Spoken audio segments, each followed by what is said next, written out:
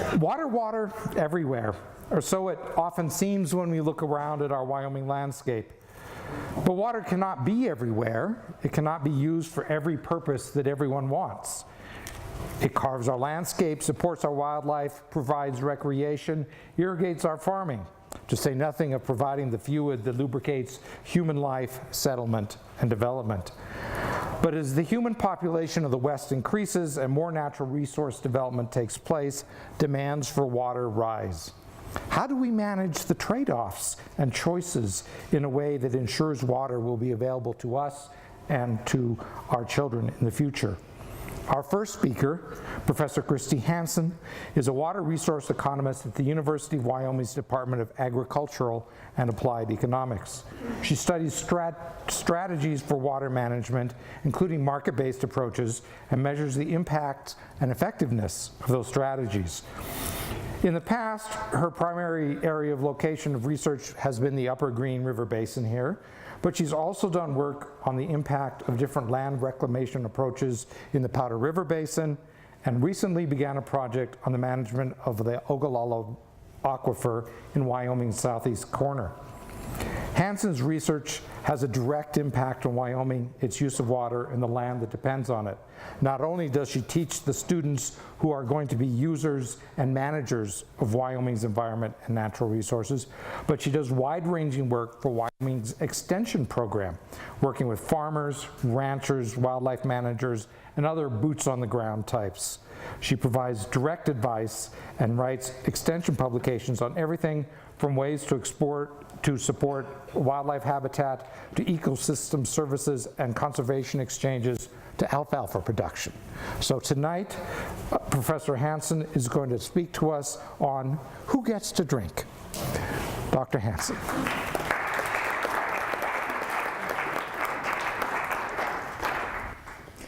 Thank you, Paul, for that very nice introduction. I suddenly feel like I'm doing a lot of good work, so I appreciate that. So, as Paul mentioned, I have worked in the Upper Green in the past, partly on water, and you'll hear a bit about that too, but also on greater sage-grouse habitat, and I think I see some familiar faces from that work that I've done in the past. When I first arrived here in Wyoming 8 years ago, I was tasked to work on water, but I found working on sage-grouse habitat and Endangered Species Act issues to be much easier. So here I am again now talking about water in the Upper Green, which is my true love. But it's also a very difficult and touchy topic, especially here, because of course when we start talking about water scarcity, we start talking about the different economic values, I'm an economist, that people place on water, and it's hard to avoid the fact that cities are willing and able to pay a lot of money for water. And so, well, we'll see where this goes over the next few minutes. The first thing I'd like to do is flip the slide. Okay, so, well, here we are.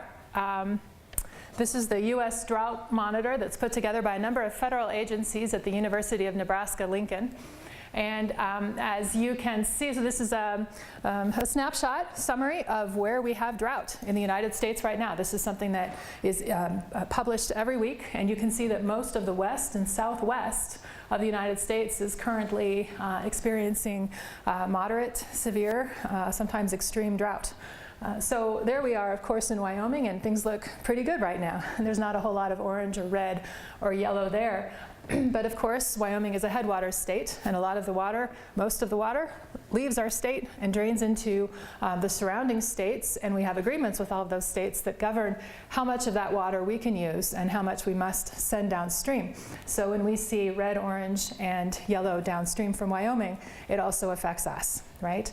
And so of course, here we are in the Upper Green right now, in one of the headwaters of the Colorado River Basin. And we all know what the Colorado River Basin looks like. In the upper basin, we have lots of alfalfa, native grass hay being grown for ranching.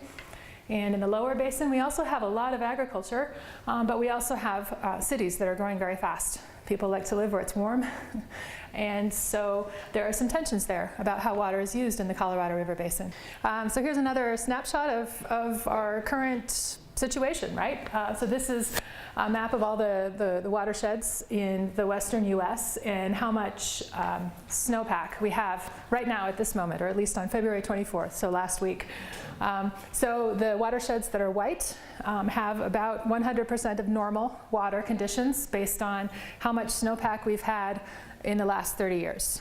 And then you see the green areas, they're doing just fine, doing better than average. And again, in the west and southwest, we have a lot of orange and yellow and red indicating less snowpack than usual. And of course, this map does not take into account groundwater storage or reservoir storage or the conditions regarding current uses and demands on water resources. But nonetheless, this picture does indicate that the drought situation in the western US is not going to change this year. And if we take that drought situation and overlay current water uses and demands and projected demands, we see a picture that's not actually so rosy.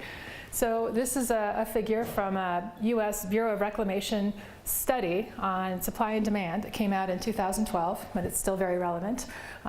What we see on the left-hand side of the slide is in the blue, we see the water supply over time from 1919 over through time. And then in the red, we've got, of course, growing uses over time. And then on the right-hand side, what we see is our projected future supply and demand. So the blue is hanging out there, just depending on what scenario you're looking at. And then we still see water demands increasing over time. So under most scenarios that they ran, we see a supply-demand imbalance and a water scarcity problem moving forward in the future. So this is the problem in the Colorado River Basin, right? So what I'd like to do for my time here today is to give you a brief overview of Western water law, where it came from, and then talk a bit about what drives economists crazy about Western water law, and also maybe the path forward, some possible solutions that are being implemented across the western US, and in particular right here in the Upper Colorado. So, Western water law, this is prior appropriation, right? So when settlers came from the eastern part of the United States to the west, they brought with them a riparian rights system, where you live on your private land next to a waterway and you pull water from the river to grow your crops or generate electricity with a water wheel. But the problem is what developed when people came to the west is a little bit different because the conditions are so dry. So the features of Western water law, which we all know, first in time is first in right. So if you're the first person on a drainage or a creek to file a permit to pull water from that creek, then you get your full water right before your neighbor who pulled water or filed a permit maybe 10 years later is allowed to get any, right? So you have the senior right, your neighbor has the junior right. First in time is first in right. Secondly is the provision of use it or lose it. So if you don't lose your water, it is subject to abandonment. Someone else can come along and go through the appropriate channels and then get a water right, water permit for your water. And then finally, water may only be put to beneficial use as defined by the state. And of course, those are things like municipal water use, domestic, stock watering, agriculture, industry. Okay. So where did prior appropriation come from? Basically, it came from the California gold rush mining camps. In 1848, here's a picture of a miner in some river in California who's panning for gold. But this is our mental image of what it looks like to pan for gold in the gold rush of California. But this model didn't last very long because it wasn't too long before there was a pretty massive population explosion. We're talking about several years, right? Everybody runs to Sacramento to jump on this wagon and find some gold. And so we had some really dramatic, fast technological change. So here we have in the gold deposits that were easily accessible directly in the riverbeds had all been depleted. And so what these new gold miners had to do was to to move further away from the riverbeds to find the gold. And so here we have sluicing. So here this trough on the right-hand side, right, what they're doing is putting water and dirt down the trough, and there are riffles in the trough to catch the gold. So that's a little bit more capital intensive than the first picture we saw. But even this didn't last very long, right? It was not too long before we moved to this scene right here, which is incredibly labor intensive and incredibly capital intensive with the hydraulic mining on the right-hand side there. And so diverting water from the river and transporting it quite a long ways to the mountains where they could use it in this hydraulic mining process to basically, to pull the gold out of the mountains, right? And so you can see how that riparian water rights system was not really appropriate to these conditions. Because first of all, you were wanting to use the water not right on the waterway. You were wanting to divert it a long distance away from the waterway. And riparian rights water system did not have a way to accommodate that feature of water use in the western US. And also, the hydraulic mining that we saw oftentimes happened on public land. And there was no way to accommodate using water on public land within riparian water rights system. And so through a series of years and lawsuits and adaptation of the mining code, basically, what developed in a relatively short period of time was prior appropriation. And now, if we look again at these features of prior appropriation, we can begin to see where they came from, right? So the mining camp justification for first in time is first in right is that with the capital intensive mining, if somebody were going to seek out investors to help them, construct the equipment they needed to do the mining, they needed to be assured of having a return on their investment. They needed to be assured that even in a dry year, there would be enough water for them to mine gold sufficiently to pay back their investors. And so, of course, also in this environment where everybody was just trying to get as much gold as quickly as possible, nobody was interested in having an idle water resource. If you had a water right and you weren't using it, then it just made sense that somebody else could come along and use that water productively. And so that's where we have our prior appropriation Western water law from.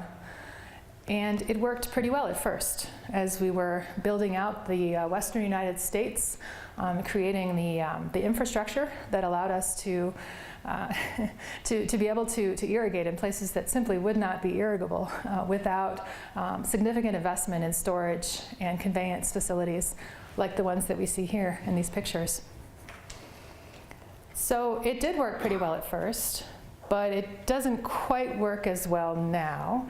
And it's been a number of years now that the most cost-effective dam locations have already been taken.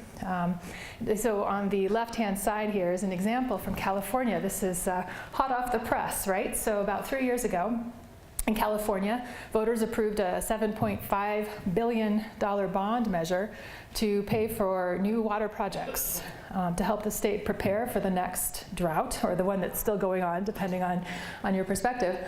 And so 11 water storage projects were proposed. Even though they were proposed and the proponents were interested in having these facilities funded, these facilities still had to pass a cost effectiveness test. They still had to have a public benefits ratio that was greater than 1. So the benefits had to be greater than the costs. But even though these projects were very popular in the locations where they were wanting to be constructed, the public benefits ratio wasn't necessarily there, right? So the average proponent public benefits ratio was 2.8, so positive, benefits greater than costs. The benefits were things like recreation, the environment, water quality, but then the California Department of Water Resources put the public benefits ratio on average for these 11 projects at 0.31, and none of them over 1. Okay, so this is definitely a situation where, of course, the first location, the first places we the best locations. And so now it really seems like we're on the margin, right? We're running out of new places to put facilities. And then the second thing that we're facing right now is that the environmental costs of dams are much greater now than they were, in part because we have laws to protect water, air, resources, endangered species, and societal norms are now such that we take the environment into account more when we're making these kinds of decisions, right? So prior appropriation worked really well at first, but can it help us solve this problem? So this is the question on the table right now. And so maybe one way to start to think about this question is to take a look first at who gets to drink, who drinks now, right? So this is a pie chart of who gets water right now in the 17 westernmost US states. And so the big Pac-Man chunk, the red one there at the bottom, is agriculture. And then, thermoelectric power is the purple one in the middle up there. That's non-consumptive use primarily. So then public supplies, municipal, and then industry is the tiny green sliver to the left, okay? And so basically agriculture uses 80% of water that's used in the western United States. Okay. And the picture is pretty similar in Wyoming. So what you see is, okay, so the big Pac-Man chunk there to the left is water that leaves the state, right? So that's depleted stream flow. It's water that leaves the state that we don't use before it leaves the state. Okay, and then the next biggest chunk is agriculture, and then the smaller ones are evaporation, and industry, and a municipal supply. And so, of course, the picture is similar in Wyoming to what's happening across the West, the difference being that because Wyoming is a headwaters state, a lot of the water leaves the state without our using it. So most of this water is, as I mentioned earlier, already locked up in compacts and Supreme Court decrees, so we can't use that water, right? But sometimes we could. Here's an example, for example, the Colorado River Basin where we are now. So a couple of important compacts associated with the law of the river in the Colorado River Basin. The Colorado River Compact itself was negotiated in 1942, and it allocates 7.5 million acre feet to the Upper Basin states. That's Colorado, Utah, New Mexico, and Wyoming, and a little tiny bit for Arizona. And the other thing the Colorado River Compact does is it says that the Upper Basin states must deliver 7.5 million acre feet to the Lower Basin states at Lee Ferry, Arizona, every year on a 10-year rolling average. So once this initial allocation has been made between the Upper Basin states and the Lower Basin states, and the Upper Basin states got together, right, for the Colorado River Compact. So it was about 20 years later, the Upper Basin States Compact was negotiated in 1948, divided the waters, that 7.5 million acre feet, among states on a proportional basis. So Colorado has about half of it, Wyoming has 14%, New Mexico and Utah also have their own percentages. So how much water the Upper Basin states get depends on year to year on how much water we have, how snowpack is, for example. And so on the Colorado River Basin, Wyoming does have a remaining allocation. This is unallocated water that somebody could file a permit for of 250,000 acre feet, okay?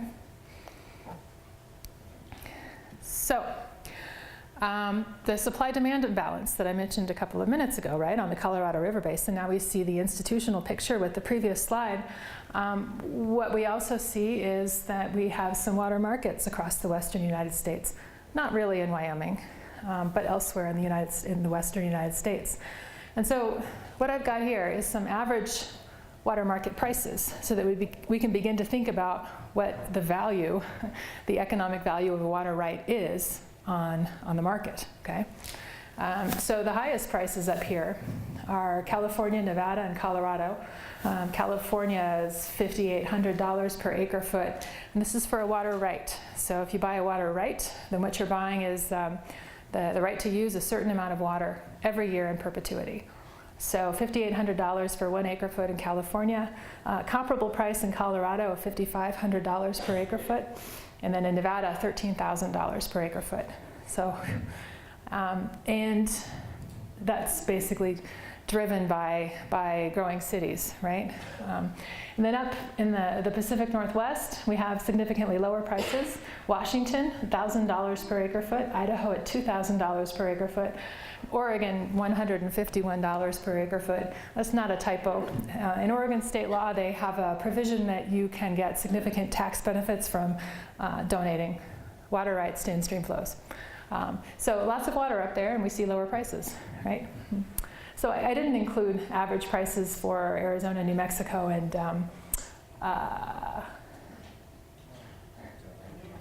Utah. Thank you. It's a lot harder to remember things up here, right? Yeah. So the prices there are not quite as high as California, Nevada, and Colorado. They're not quite as low as the prices in the Pacific Northwest. So of course it's very dry down there, but they also don't quite have the significant growth in cities that we see in Colorado, Nevada, and California right now. Okay. So people across the western United States are really starting to think about how much their water is worth, right? So that was a snapshot of water prices from water transfers.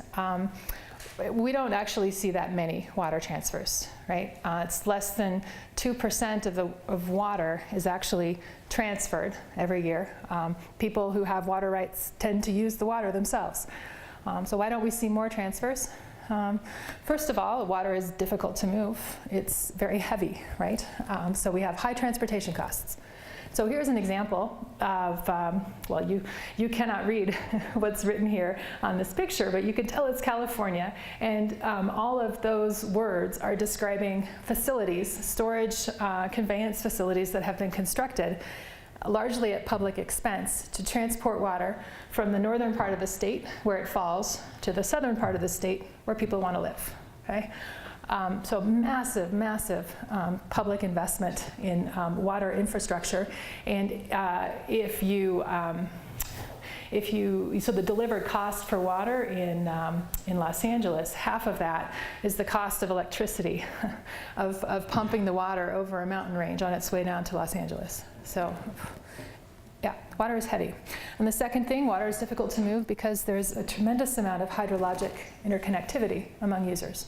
Right? So if your neighbor does something different with their water, it affects you. Oftentimes, I mean, these are third-party impacts. You have the ability to, you have standing.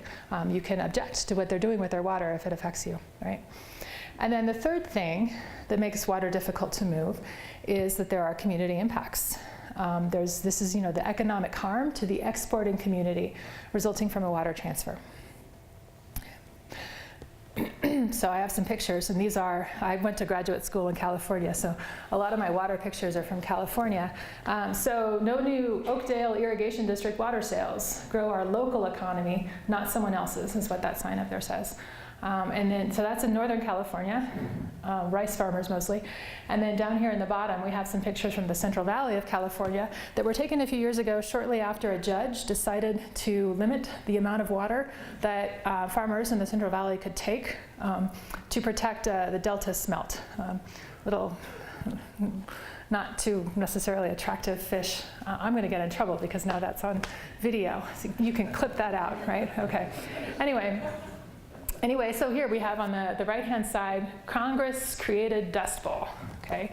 And those are trees, right? It's not just some annual crop, it's trees, and those trees are dying, right? And so then here on the left-hand side, it says water equals jobs, stop the Congress-created water crisis. So lots of signs like that in the Central Valley of California. So water is difficult to move. But another thing too is that Western water law was not designed with transfers in mind, right? It was designed with those mining camps in mind. So first in time is first in right. But what if a more junior right is more important, however we decide to define that? And use it or lose it creates zero incentive to conserve, right? I was talking last week, Paul mentioned I've been working in Laramie County with groundwater irrigators. So of course, if you use it or lose it, you have absolutely no incentive to conserve because you want to reserve the right to use that water in the future or to sell it in the future, right? And then also water may only be put to beneficial use. Well, what is beneficial use? If I have a water right and somebody comes to me and wants to pay me $10,000 per acre foot for this water right, I'm not sure I'm going to care what they're going to use it for. I think I might take it. So if I could, which I might not be able to, depending on whether what they want to do with the water is considered a beneficial use by the state. Right? But we are seeing more and more water market transfer activity. And so this blurb right here is from a study that was done in 2012. It was commissioned by the Western Governors Association. And what the Western Governors Association did was to say, okay, you economists, figure out about water transfers. Like, is this something that we should be okay with, right? And so this quote says, Western governors believe states should identify and promote innovative ways to allow water transfers from agricultural to other uses, including urban, energy, and environmental, while avoiding or mitigating damages to agricultural economies and communities. So basically, what they said was, water transfers are okay if we can be smart about it and make sure that we're not harming the exporting community too much, okay? So we are seeing more and more water transfers, and so even though prior appropriation was born in the mining camps, there is a fair amount of room for creating some flexibility within prior appropriation to allow transfers, to allow people to move water around. First in time is first in right. Well, it's always been possible to pool rights within irrigation districts. So even if you have two irrigators with different seniority, they might pool if they're inside the irrigation district and then share in wet and dry years equally and proportionally, right? This simplifies administration. And there are also examples of Kansas groundwater pumpers self-regulating, agreeing to forego seniority, to not put a call on their neighbor. If collectively they come to some agreement about how much water they're going to pump. And we also see some states relaxing the abandonment provision for temporary transfers. So if there is a drought, landowner or the state might say, please go ahead and sell your water to the cities just this 1 year. It's a really bad year. And we promise that we're not going to come after you for abandonment as a result. And also there are some states that are allowing the sale of conserved water. There are some states that have what's called a salvage rights statute. So if you line your ditch so you don't have carriage losses, you could sell that conserved water to somebody else. Okay? And then of course some states, including Wyoming, are increasingly identifying new beneficial uses in stream flows and recreation, for example. So water transfers is one way that we are able to cope with scarcity in the western United States, but there are other things going on as well. There's something called pop-up wetlands. I love this concept. So these are rice farmers in the Central Valley of California. The Nature Conservancy helped to set up this program where they weren't flooding their fields early enough to help the migratory birds. And so TNC helped to set up this program where the rice farmers flood their fields a little bit early in exchange for some money. And then, for that month, those 4 weeks when those birds need some wetlands, they've got the rice fields, right? And this is a much cheaper way to acquire the water when it's needed than a traditional conservation easement, for example, that might dictate what you do with the land for the entire year, right? It's also flexible. So, if the birds are coming, then you can set up this program when it's needed, okay? And I like this example too, because these rice farmers are a lot like the flood irrigators here in the Upper Green. How many of you have a water right? Yeah, yeah. And it's flood irrigation? Yeah. Yeah, well, and actually that's the next thing I'm going to talk about, right? So here we are in the Upper Green River Basin at the head of the Colorado River Basin, where we are experiencing tremendous drought. And so there's something called the System Conservation Pilot Program. Have you heard of this? Okay, I don't know if you're participating in it or. So this program is sponsored by the U.S. Bureau of Reclamation and 4 downstream cities, Los Angeles, Phoenix, Las Vegas, Denver. And so these 5 entities have put a lot of money into this pilot program. And the goal is to understand the extent to which voluntary fallowing agreements in the Upper Colorado can increase reservoir levels downstream. And so what they are primarily thinking about, at least in the short term, is power pool, right, on the reservoirs. So they're concerned that if water supplies are depleted further, if we don't have good water, that the reservoir levels will fall below the level at which you can use them to generate hydroelectric power. So these are not water transfers, right? These 5 entities are not the recipients of the water. The goal of this program is to get more water into the main stem to maintain power pool.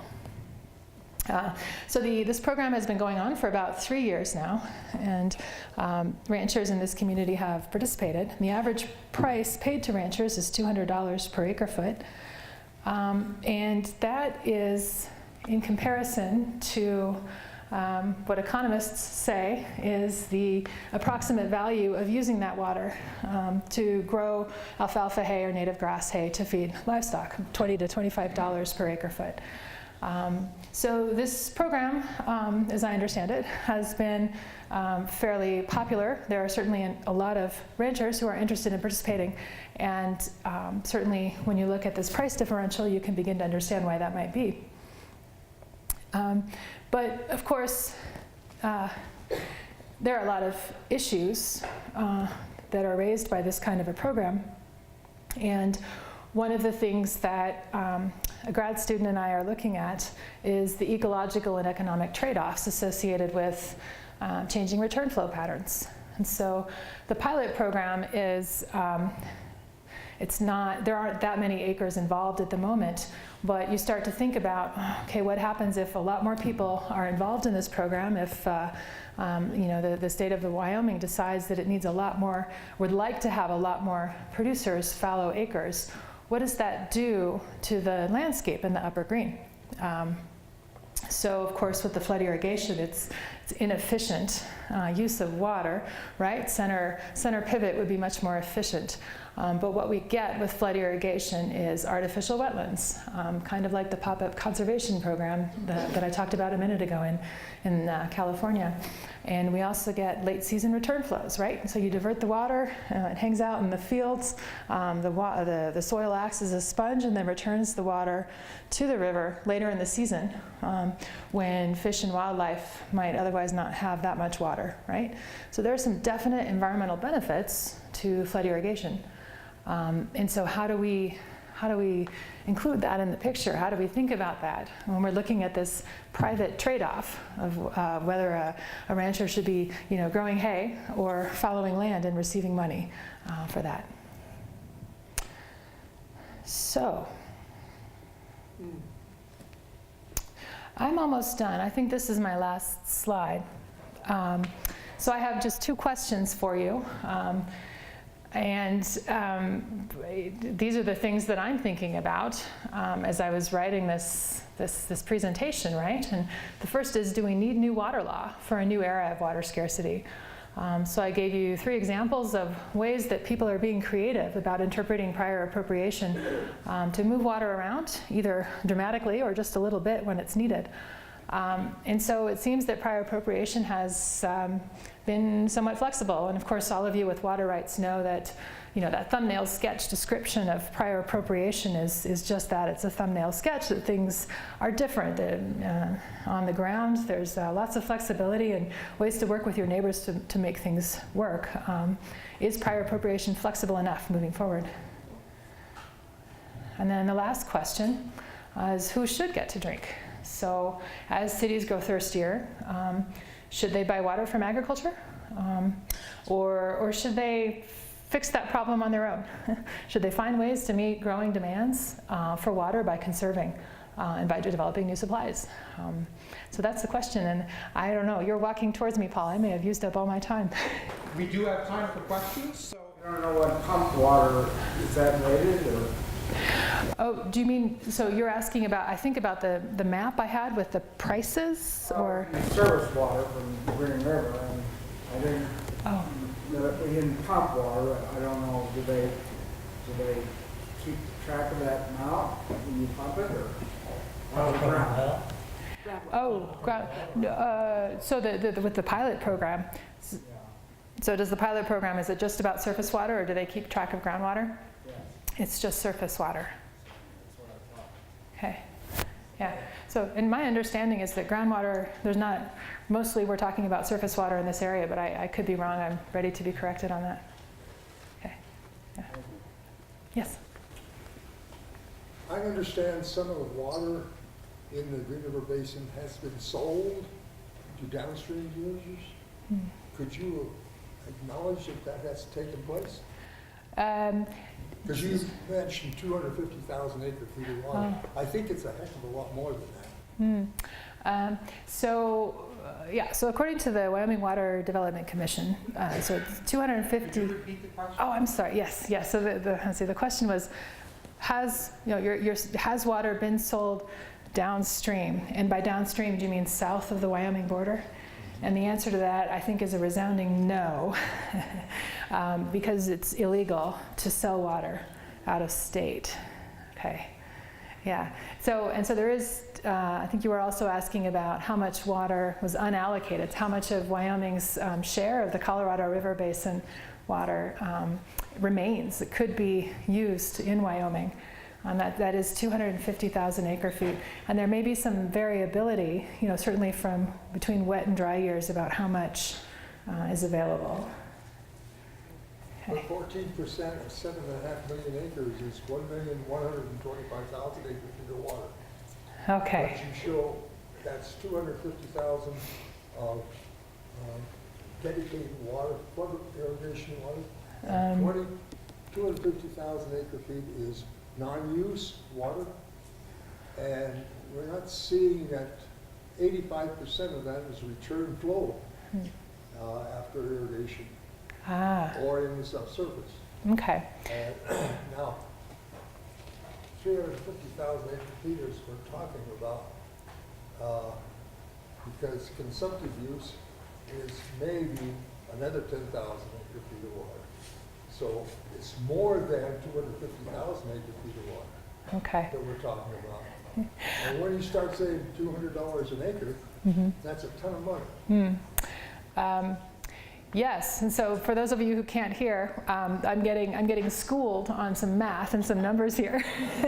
And so we'll have to sit down with a pencil afterwards, and I'd like to see what you've got so that I can learn more about it. Because I'm not sure then how those numbers that you're describing square with what I've talked about. Okay, so we'll talk about it after if that's okay. Great. Yeah. Yes? How does that water allocation, the first in, first to use or whatever, Yeah. how does that affect the Indian reservations that are along the Colorado River Basin or within the watershed? Right. So I am by no means an expert. Oh, I'm sorry, every single time. I sit in the audience, I think, how did that person forget that they're supposed to repeat the question? But now I see, easy. So the question was about the Indian reservations in the Colorado River Basin and how their right to water squares with the first in time, first in right. I mean, technically they were here first. Right, and there was a Supreme Court decision that allocates water to them with a earlier priority. So that's the short version, and that's all I can do. We should talk more about that, though. But there are provisions for protecting those reserved rights. Yeah. Yes. So if you could give Wyoming one suggestion of something we should do to look to the future and to take care of the water that we need, what would that be? You know, I guess, so I'm not from Wyoming, right? I have been here for about 8 years, and I love this state. I've come to love it, definitely. But I've been studying water in the West a lot longer than I've been in Wyoming. And it just seems to me, and this is going to be controversial maybe, that if you can't find a good use for water, it's okay to let it leave the state so that somebody further downstream can find a good use for the water. So, I'm going to be fired now. I'll say my goodbyes. Yes.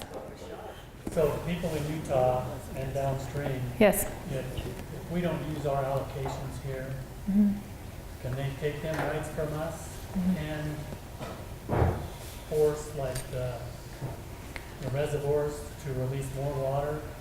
As if I recall right, the Bighorn River or Bighorn Basin, they went through that exact thing with Montana, and Montana came back and basically forced them to flow more water out for their fisheries and stuff, so that they had more volume to sustain and stuff. Right. And then went to the counties and everything along those rivers there. Right, right. So the question is, this water that Wyoming has a right to under the Colorado River Compact, if we don't use that water and send it downstream, can Utah, for example, use the water? Right. Well, they can use it, but can they come back and say, it's ours now, so we get this every time? Right. That's my question. Yeah, okay, got it. So can they use it, and then also can they come back later and say, we've been using it, so now it's our water? And the answer there, I think, is no. Then that water is Wyoming's under the compact. And you know, the Upper Basin States Compact that divided the water, well, let's see, so the 1924 Colorado River Compact really, when you think about it, worked to the benefit of the Upper Basin states, because it said, even though there aren't that many people living in the Upper Basin states yet, this was in the 1920s, we are going to reserve 7.5 million acre-feet consumptive use for them in case they grow in the future. So that was the intent of the Colorado River Compact with respect to the Upper Basin states. And so really it's a protection for Wyoming and Utah and Colorado and New Mexico in the event that we grow more in the future and find a use for that 250,000 acre-feet.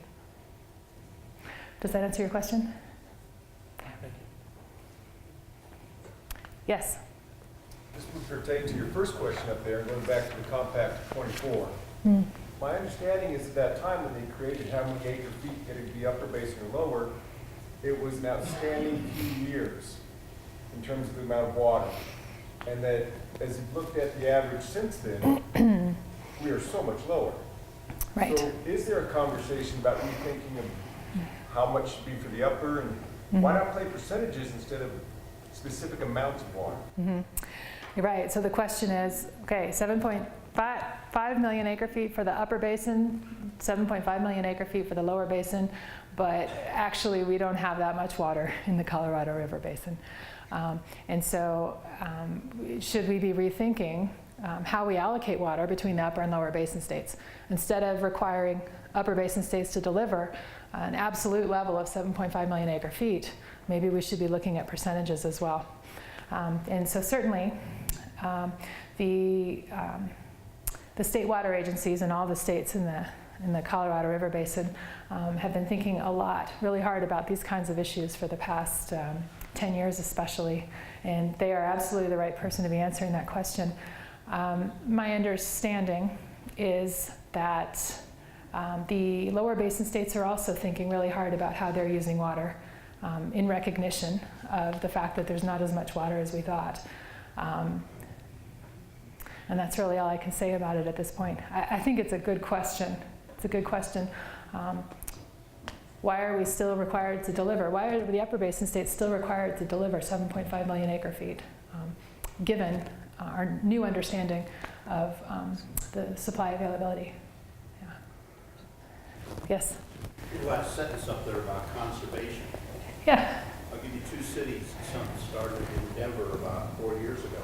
Mm-hmm. If you wash your car in your driveway, you get fined $175 the first time. Mm-hmm. Yet in LA, they don't do that. Okay. So the whole point being is, why doesn't conservation be mandated so they get penalized if they don't? Mm-hmm. Right. Right. So the question is, why aren't cities conserving more? Why aren't there more penalties for wasting water in cities? Absolutely. Yeah, it's a good question. Especially in California with the current drought, we see lots of mandatory restrictions being put in place just at the height of the drought in the summer months. Nothing So, ahead of time. right. Yeah, it's a good question. Yeah. Yes. How confident are you in the actual existence of that allocated water for Wyoming? How confident am I in the actual existence of the unallocated water, the 250,000 acre feet? Oh, well, there's a tremendous amount of variability, right, from year to year. So the Million project, right? So a few years ago, Aaron Million was wanting to pipe water from Flaming Gorge Dam all the way over to the Front Range of Colorado. So that project kind of died, although I saw something about it in the newspaper the other day again, so I guess.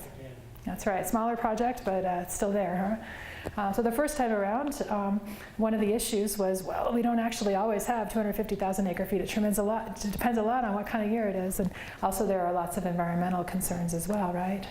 So I'm not at all confident that it's there every year.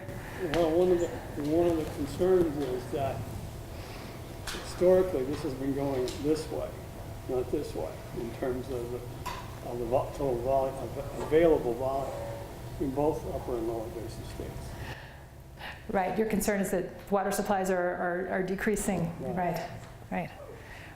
Yeah, it's definitely a concern. We need to be thinking proactively about how to solve this problem. I agree. Yes? Another question. If you take a look at everything east of the Continental Divide, Arkansas River and others that generate in other places, is that given into any kind of consideration to when we're talking about the Colorado River Basin? Because all these states the mountain states are pushing water to both sides. There's agreements for Arkansas and other rivers. The Rio Grande generation starts in Colorado. So the whole point being are these two different water flows being taken into consideration for the states that are giving up the water? Yeah, so what about these headwater states? Are these interstate agreements about water to the detriment of the headwater states? And I think another interesting question along those lines is, what do those agreements look like? What do you have to deliver? A certain amount of, an absolute level of water, or is it a percentage, which is a much fairer way to do it for the upper headwater states, right? Especially if you think about increasing temperatures and higher evaporation rates in the reservoirs upstream. So we have this water evaporating and we're still on the hook to deliver a certain amount of water at the state boundaries. Yeah, really tough questions. Yeah. We have time for one more question. Okay. So you talked about water conservation and salvage rights and carriage and all this seeping and evaporation off the things. But don't these end up raining on good soil in Kansas? That it evaporates, but it isn't leaving the system, that it still has value, it's just not within our state boundary? I've never heard anybody ask that question before. No, it makes perfect sense. It does make perfect sense. But I think about, yes. Oh, God, I did it again. The last question, too. I thought I was getting better. Well, so yeah, the evaporation, the water doesn't actually leave the system. It falls somewhere. And so someone is benefiting from that water somewhere. Thank you very much. Thank you.